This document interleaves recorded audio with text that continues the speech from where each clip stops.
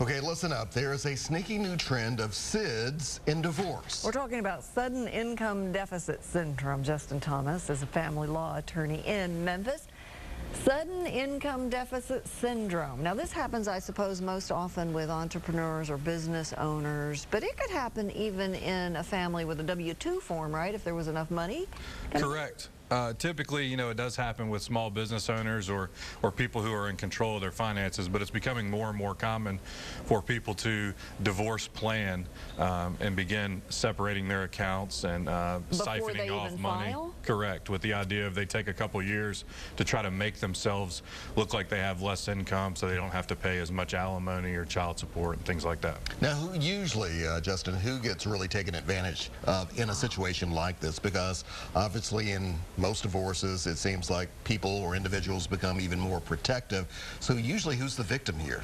I think the most common victim you see is a stay-at-home mom that really doesn't have much to do with a household's finances. In other words, a husband has total control of the finances or the business, and the wife just trusts that person.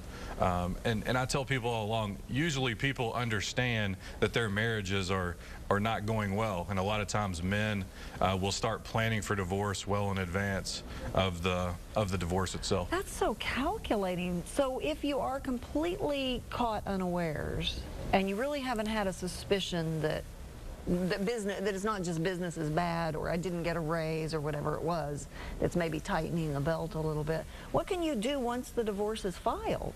Once the divorce is filed, first of all, obviously you want to get an experienced attorney that has been through these situations, but more important than anything else is you got to get documents. You got to get tax returns and bank statements and credit card statements and things that don't lie. They're going to tell the financial story that you could get to a forensic accountant or some type of expert that can help you try to determine what the business owner or spouse has been doing. But Justin, how easy is it these days to retrieve that information? Obviously you want to have access to it, but I can imagine it's not the easiest thing to come about, is it? Well, and one strategy that people employ is, because it's not easy to get all those documents going back several years, is they do it on purpose because it's very expensive in the divorce process, and it costs the spouse a lot of money and time for their attorneys to try to go get the documents going back several years. But with today's technology, credit card statements, bank statements, all those can be gotten online fairly easily. I'm curious, what might a credit card statement tell you about the truth of somebody's finances?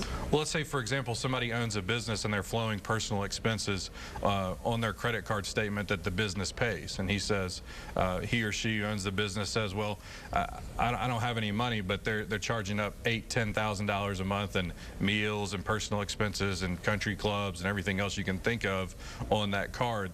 That card's not going to lie because it has an itemized description of everything that's going on. So that gives an indication that really the business is going just fine. Correct. You have me wondering, though, are there any state laws out there, anything maybe here in the state of Tennessee, to protect that spouse from really becoming victimized?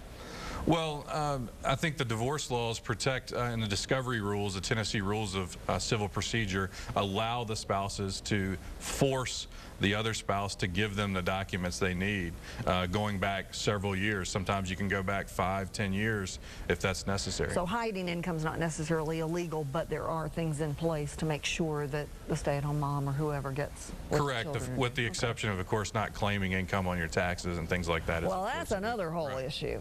You need a different kind of lawyer for that. Justin, thank you very much. Thanks for having me. Appreciate it. On the screen. All right, you're thinking tropics, aren't you? Always. Deep in thought, as a matter of fact. Especially with this weather. We got a recipe for you coming up next.